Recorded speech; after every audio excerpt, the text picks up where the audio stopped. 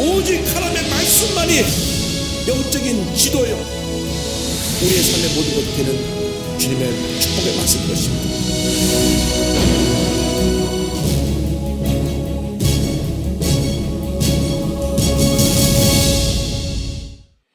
오늘 제목은 죄와 하나님의 의입니다. 로마서 3장 9절 이하의 말씀을 갖고 함께 말씀을 나누기 원합니다. 로마서 전반부에 쭉 강조하는 것이 두 가지입니다. 하나님의 의와 인간의 죄. 인간의 죄를 계속 강조하는 이유는 인간이 죄를 벗어날 수 있는 길은 오직 하나님께 밖에 없다는 것을 깨닫게 하기 위함인 것입니다. 먼저 인간의 죄에 대해서 3장 9절 이하의 말씀을 보겠습니다. 9절 같이 보겠습니다. 그러면 어떠하냐? 우리는 나으냐? 결코 아니라 유대인이나 헬라인이나 다 죄 아래 있다고 우리가 이미 선언하였느니라. 그리고 우리 예수 믿는 사람들, 그리스도인들은 뭐가 나은 점이 있느냐? 이 죄 문제에 대해서 유대 사람이나 헬라 사람이나, 자 다시 말하면 하나님께 택함받았다고 하는 유대인이나 택함받지 않았다고 하는 이방인이나 예수를 믿은 우리나 이 죄 문제에 있어서만은 다 똑같다. 모든 사람이 죄 아래 있고 죄에서 자유로울 사람은 한 사람도 없다고 하는 것입니다. 그래서 우리가 이 죄에 대한 인식이 분명히 우리에게 모든 사람이 깨달아 알아야 되고, 이 죄와 싸워 이기려고 하는 몸부림을 쳐야 됩니다. 우리 힘으로 이길 수가 없어요. 성령이 임해서 주님의 은혜로 우리가 죄와 싸워 이기게 되는 것입니다. 3장 10절로 12절은 이어서 설명합니다. 다 같이 보겠습니다. 기록된 바 의인은 없나니 하나도 없으며 깨닫는 자도 없고 하나님을 찾는 자도 없고 다 치우쳐 함께 무익하게 되고 선을 행하는 자는 없나니 하나도 없도다. 사도 바울이 구약에서 계속 말씀을 인용하는데 주로 시편에서 많이 인용했습니다. 지금 로마서 3장 10절로 12절은 시편 14편 1절과 3절, 또 53편 1절로 3절에 있는 말씀을 인용한 것인데 14편하고 54편하고 그 내용이 같습니다. 14편자 1절 3절을 읽겠습니다. 어리석은 자는 그의 마음에 이르기를 하나님이 없다 하는도다. 그들은 부패하고 그 행실이 가증하니 선을 행하는 자가 없도다. 야훼께서 하늘에서 인생을 굽어 살피사 지각이 있어 하나님을 찾는 자가 있는 자 보려 하신즉 다 치우쳐 함께 더러운 자가 되고 선을 행하는 자가 없으니 하나도 없도다. 하나도 없도다. 모든 사람이 전적으로 타락해서 죄 가운데 있다는 것을 강조합니다. 그래서 이 장로교 창시자인 깔뱅, 이제 우리 영어식으로 칼빈이라 그러는데, 이 프랑스 지역에서 태어나서 이제 원래 이름은 깔빈이라고 합니다. 그래서 프랑스에서 공부하고 온 사람은 칼빈이라고 하면 무식하다 그래요. 근데 칼빈은 미국식 발음이고 깔뱅은 이제 프랑스식 발음인데, 이 깔뱅이 장로교를 창시하면서 5대 강령을 발표합니다. 5대 강령. 이제 신학교에서 한 학기, 두 학기 배우는 것을 여러분에게 5분 내로 정리해서 가르쳐 드리겠습니다. 수업료는 안 받겠습니다. 장로교에서 강조하는 5가지 주요 교리가 뭐냐? 첫 번째가 전적 타락입니다. 전적 타락. 그러니까 모든 사람이 전적으로 타락해서 그 안에 인간 스스로 구원을 받을 만한 어떤 조건을 갖고 있지 않다. 전적 타락. 한번 따라서 전적 타락. 두 번째가 무조건적 선택입니다. 그래서 뭐냐, 하나님이 만세 우리를 그냥 무조건적으로 선택하시다고 하는 겁니다. 우리가 구원받으려고 노력해서 구원받는 것이 아니라 하나님의 무조건적인 선택 속에 우리가 구원을 받았다. 그래서 장로교는 이 무조건적 선택 교리를 가지고 예정론이라고 합니다. 예정론. 물론 성경에 예정론에 입각한 말씀이 많이 있습니다. 만전에 우리를 택했던 말씀이 에베소도 나오고 곳곳에 나옵니다. 무조건적 선택. 한번 따라하세요. 무조건적 선택. 세 번째가 제한된 속죄입니다. 한번 따라하세요. 제한된 속죄. 무슨 말인고 하니, 죄 사함받고 구원받는 것이 이 무조건적 선택에 포함된 그 사람에게만 해당된다 그 말입니다. 모두에게 이 속죄가 임한 게 아니라 구원받기로 예정된 사람에게 제한적인 속죄가 그들에게 임한다. 그래서 제한적 속죄입니다. 네 번째가 따라서요. 불가항력적 은혜. 용어는 어렵지만 어려운 표현이지만 그 내용은 쉽습니다. 뭐냐면 우리가 받지 않으려고 몸부림쳐도 하나님이 우리를 그렇게 하나님의 은혜로, 어떻게 보면 하나님의 주권적인 역사로 우리를 구원시킨다는 겁니다. 우리가 정할 수 없다는 겁니다. 하나님이 우리를 구원해 주시는 거예요. 거부할 수 없다는 겁니다. 근데 이제 칼빈의 제자인 알미니우스라는 사람은 아니다, 우리가 믿지 않기로 거부할 수 있다. 그래서 알미니우스의 자유의지론과 예정론이 충돌합니다. 그래서 알미니우스의 자유의지론을 따라가시 감리교고, 무조건 하나님 예정하신 사람 그냥 불가항력적으로 거기 구원받는 것이다 하는 게 장로교입니다. 그래서 장로교 감리교는 크게 거기서 길이 달라집니다. 우리 순복음 어떻게 믿느냐 궁금하시죠? 두 가지 다 믿습니다. 성경에 두 개 다 있으니까 하나님이 예정하셨고, 또 우리가 믿어야 구원받고, 하나님이 다 예정하셔서 우리가 할 일이 없으면 누가 전도하겠어요? 하나님이 다 구원받을 사람 따로 정해놨는데.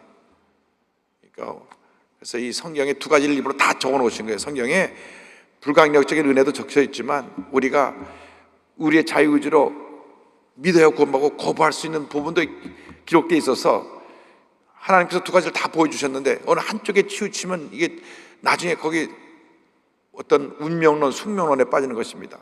그래서 장로교는 예정론에 입각해 있고 감리교는 이 알미니아누스의 그 자유의존에 입각해 있다. 다 복잡하게 그러지 마시고 그냥 그런 것도 있구나. 우리가 주님의 은혜로 산다고 기억하면 됩니다. 다섯 번째가 성도의 견인입니다. 한번 따라서 성도의 견인. 성도의, 이게 또 뭔가 무슨 차를 견인해 가는 건가 뭔가. 성도의 보존이라는 뜻인데, 한 번 택한 사람은 끝까지 주님께서 보호하시고 그 사람을 인도해 주신다. 할렐루야. 이게 다섯 가지입니다. 다 잊어버리셨죠? 한 가지만 기억하면 됩니다. 우린 전적으로 타락했는데 하나님이 우리를 택해서 구원해 주셨다, 이 내용입니다. 그래서 이것이 이 장로교의 5대 교리인데 다 성경적인 근거를 갖고 있습니다. 그러나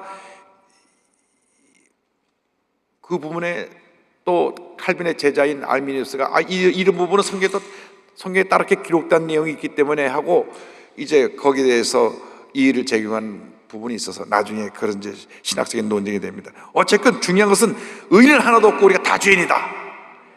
그래서 지금 그 다음부터 죄를 쭉 구체적으로 열거하는 장면이 3장 13절에 나옵니다. 3장 13절 보겠습니다.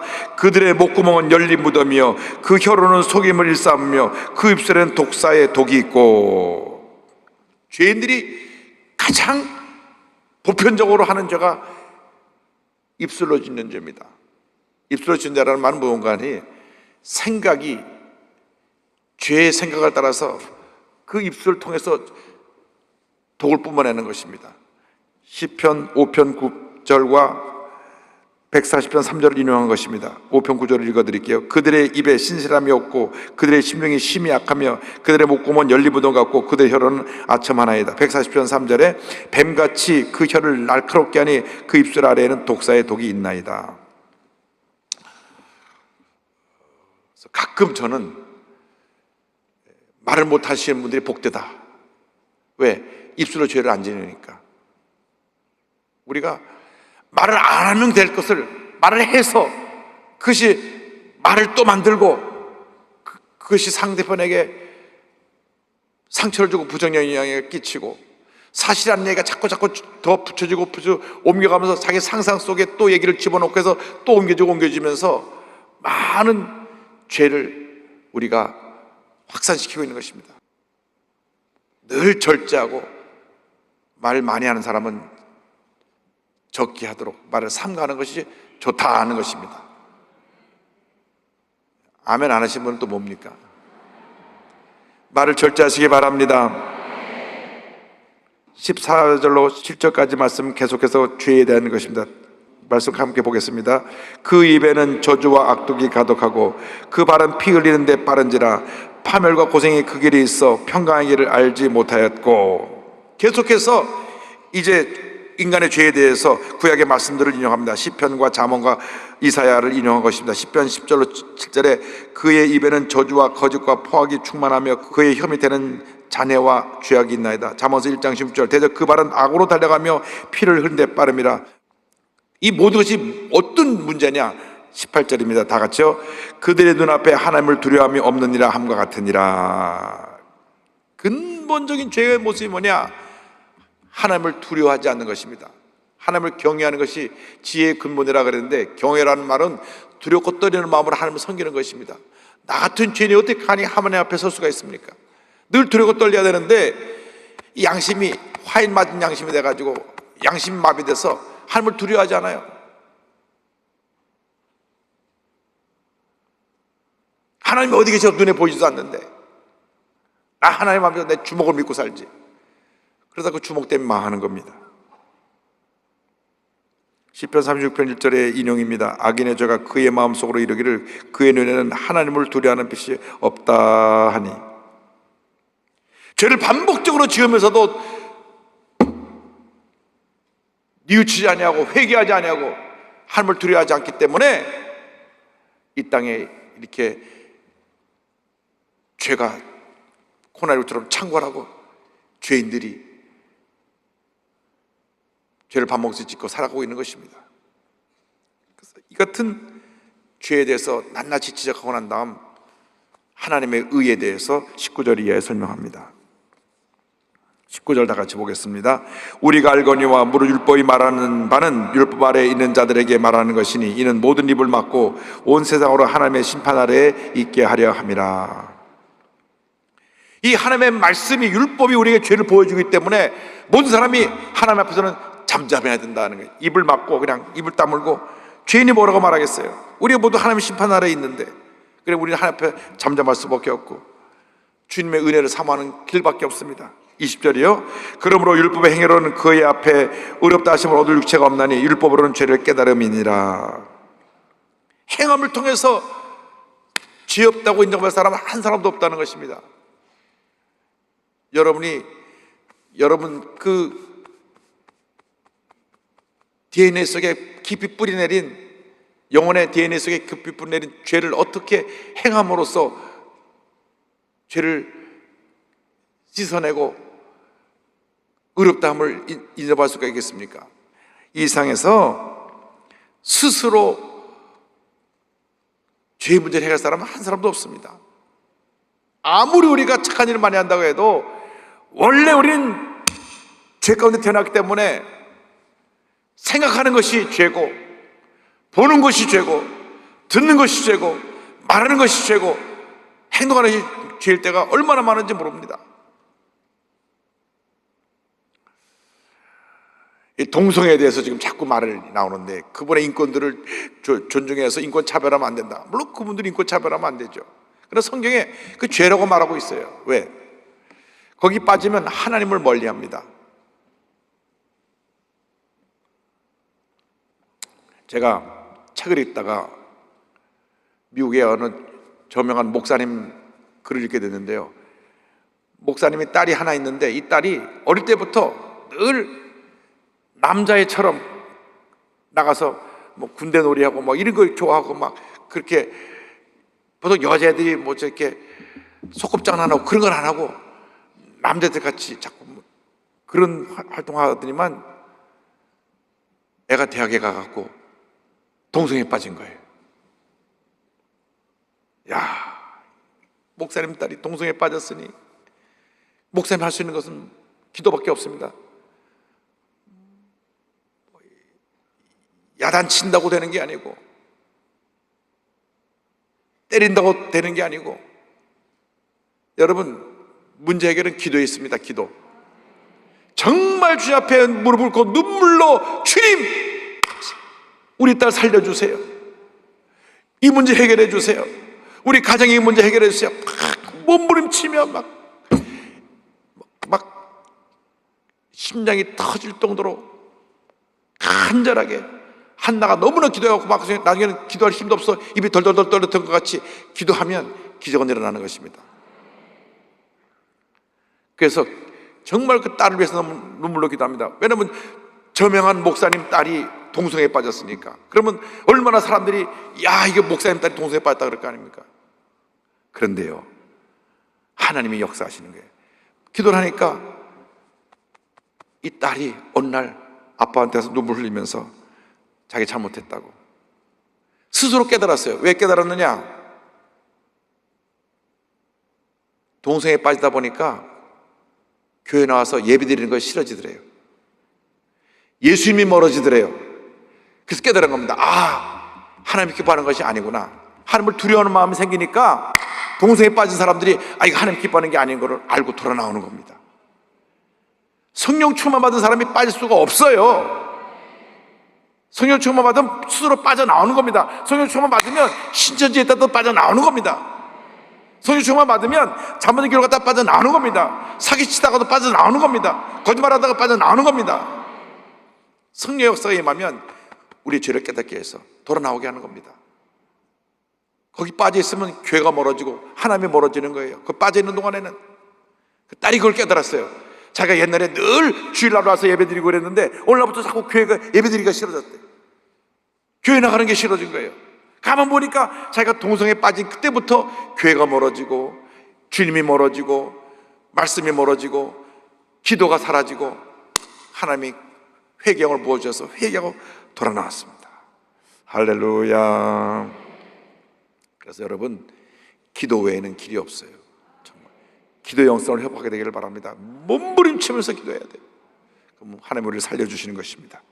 자, 로마서 3장 21절 20절 같이 봅니다. 이제는 율법 외에 하나님의 한 의가 나타났으니 율법과 선자들에게 증거를 받은 것이라 곧 예수 그리스도를 믿음으로 말미암아 모든 믿는 자에게 미치는 하나님의 의인이 차별이 없느니라. 그래서 성경에서 계속 이 구약 율법 외에 장차 하나님께서 하나님의 의를 이루게 할 메시아를 보낼 것을 계속 예언해서 그걸 증거로 보여주셔서 그 예언대로 하나님의 의를 이룰 예수님이 땅에 오셔서 구원의 역사를 이루는 것을 이제 설명하는 겁니다. 그래서 성경을 보면 지금까지 이제 1장 18절부터 3장 20절까지는 인간의 타락과 하나님의 심판에 대해 설명하고 지금 21절 이후로는 율법이 아닌 이제 예수를 믿음으로 말미암아 얻게 되는 구원, 새로운 의에 대해서 설명합니다. 새로운 의, 그것은 바로 예수 명령하는 것밖에 없습니다. 자, 3장 23절입니다. 모든 사람이 죄를 범하였음에 하나님의 영광이 이르지 못하더니. 그러니까 모든 사람이 구원받는 일에는 모든 사람이 다 똑같이 해당되는 거예요. 모든 사람이 죄를 범해서 이르지 못했는데 이제 이 모든 사람이 죄인이기 때문에 구원을 받아야 되는데 율법을 통해서 되지 아니하고 또 하나의 새로운 의, 하나님의 제정하신 예수님을 통하여서 우리가 보내신 예수를 통하여서 구원에 이르게 되는 것입니다. 24절입니다. 그리스도 예수 안에 있는 속량으로 말미암아 하나님의 은혜로 값없이 의롭다 하심을 얻은 자 되었느니라. 할렐루야. 이게 속량으로 말미암아라는 말이랍니다. 속량. 성경에 속량이라는 말이 성경 용어입니다. 우리 일반적으로 속량이라는 말을 잘 안 쓰지 않습니까? 그런데 또 성경에 보면 구속받았다 하는 말과 속량이라는 말과 같은 의미입니다. 영어에 리뎀션이라는 표현이 있어요. 그러니까 그것은 뭐냐면 값을 지불하고 이렇게 구원해냈다. 그걸 또 대속했다는 표현으로 쓰기도 합니다. 디모데전서 2장 1절을 보면 그가 모든 사람을 위하여 자기를 대속물로 주셨으니 기약이 이르러 주신 그거니라. 대신 속죄하는 속죄물로 예수님 오셨다. 왜냐하면 죄의 삭은 사망인데 이 죄값을 지불하려면 누가 죽어야 되는데 다 죄를 지었기 때문에 누가 죽어도 죄값을 갚을 수가 없어요. 그래서 예수님이 이 땅에 사람의 몸을 입고 오셔서 본인이 우리의 죄값을 대신해서 대신 죽어서 죄값을 지불한 겁니다. 그것을 속량했다, 구속했다, 대속했다 그 표현입니다. 할렐루야. 그 25절 26절 뒤에 설명이 계속 이어집니다. 이 예수를 하나님의 그의 피로써 믿음으로 말미암는 화목제물로 세우셨으니 이는 하나님께서 길이 참으시는 중에 전에 지은 죄를 간과하심으로 자기의 의로우심을 나타내려 하심이니 곧 이때 자기의 의로움을 나타내사 자기도 의로우시며 또한 예수 믿는 자를 의롭다 하려 하심이라. 그래서 하나님과 인간 사이가 완전히 죄로 인해서 멀어진 것을 예수님이 대신 핏값으로 모든 죄값을 지불하고 화목해 하여 주셔서 십자가에서 한 손은 하나님 붙잡으시고 한 손은 우리 인간을 붙잡아서 하나님과 인간 사이를 화해시켜서 우리에게 구원의 은혜를 베풀어 주셨습니다. 하나님 의로우시기 때문에 오래 참으시면서 너그러이 봐주셨다는 겁니다. 너그러이. 이 간과했다는 표현은 그때마다 막 심판 내리시면 인류 역사가 뭐 수천수 수만 번 끊어질 텐데 너그러이 봐주고 오래 참으셔서 예수님 오셔서 그 사역 완성할 때까지 참으심으로 말미암아 하나님의 의를 나타내 주시고 또 하나님 자에게 의로움의 선물로 주신 것입니다. 27절 28절 다 같이 보겠습니다. 그런즉 자랑할 때가 어디 있느냐? 있을 수 없느니라. 무슨 법으로냐? 행위로냐? 아니라 오직 믿음의 법으로니라. 그러므로 사람이 의롭다 하심을 얻는 것은 율법의 행위 있지 않고 믿음으로 되는 줄 우리가 인정하노라. 그러므로 우리가 자랑할 게 아무것도 없어요. 예수 믿고 나서 철저하게 주님 은혜에 감사하며 살아야지. 내 잘난 줄 알면 그것이 잘못된 겁니다. 섰다는 자는 넘어질까 조심하라고. 예수 믿고 나서 막 잘 되니까 자기가 잘난 줄 알고 주님 은혜를 잃어버리고 막 가는 사람들이 있습니다. 코로나19 때 우리가 정말 우리 자신을 돌아보면서 나 같은 죄인을 구원하시는 은혜에 감사하고 또 감사하고 또 감사하고 또 감사하고 또 감사하는 여러분 되기를 바랍니다. 오직 믿음으로 믿기만 하면 구원받는데 그 믿음도 하나님이 주신 선물이에요. 믿기만 하면 우리가 구원받고 하나님의 자녀로 쓰임받게 됩니다. 29절 3절입니다. 하나님은 다만 유대인의 하나님이시냐 또한 이방인의 하나님은 아니시냐 진실로 이방인의 하나님도 되시느니라. 할례자도 믿음으로 말미암아 또한 무할례자도 믿음으로 말미암아 의롭다 하실 하나님은 한 분이시니라. 그렇기 때문에 이제 하나님은 모든 사람의 하나님이시고 예수를 믿음으로 구원받는 것은 모든 사람에게 베풀어진 하나님의 은혜이기 때문에 그 믿을 때 우리가 구원을 받게 된 하나님의 자녀가 됩니다. 이것이 구약의 율법을 통해서 우리에게 보여주신 것입니다. 이 구약의 율법은 우리에게 너희가 죄라는 것을 보여주고 죄를 해결할 수 있는 길은 우리에게는 없고 하나님께로밖에 없는데 하나님께서 우리에게 예수를 보내셔서 구원의 길을 열어주신 것을 보여준 것이 바로 이 율법입니다. 말씀은 이 구원의 의를 깨닫는 길잡이가 되는 것입니다. 31절입니다. 그런즉 우리가 믿음으로 말미암아 율법을 파기하느냐? 그럴 수 없느니라. 도리어 율법을 굳게 세우느니라. 그래서 우리가 믿음으로 말미암아 이 하나님의 구약의 율법이 이제는 우리가 은혜 가운데 지킬 수 있는 하나님의 축복으로 다가옵니다. 그래서 예수님은 율법을 폐기하러 온 것이 아니라 율법을 완성시키러 온 것이다. 율법은 우리의 바른 길로 나가는 길잡이가 되고 우리의 믿음의 성숙을 돕는 하나님의 은혜의 도구가 되는 것입니다. 그래서 마태복음 5장 10절에 예수님 말씀하십니다. 내가 율법에 나선 자를 폐하러 온 줄로 생각하지 말라. 폐하러 온 것이 아니요 완전하게 하려 함이라. 율법을 지킴으로 구원받는 것이 아니라 예수를 믿음으로 구원받는 것이고 그 다음에 우리가 율법을 지켜 행함으로 많은 열매와 상급이 우리에게 뒤따르게 되는 것입니다. 그러므로 우리가 정말로 하나님의 이 놀라운 구원의 은혜에 감사하고 또 감사하고 또 감사하고 또 감사해서 풍성한 은혜 가운데 하나님께 영광 돌리며 살아가는 우리 모두가 되기를 주님의 이름으로 축원합니다. 기도하겠습니다. 사랑이 모하신 하나님 아버지, 우리는 죄덩어리고 우리 힘으로 구원할 수 없는데 하나님의 그 놀라운 은혜로 택함받고 구원받아 믿음을 통하여 하나님의 자녀가 되고 의롭다 칭함받게 됨을 감사드립니다. 일생 다가도록 주님 은혜 감사하며 기쁨으로 주님을 섬기며 하나님의 영광에 살아가는 저희 모두가 될 수 있도록 은혜 내려 주옵소서. 예수님의 이름으로 기도 올리옵나이다. 아멘.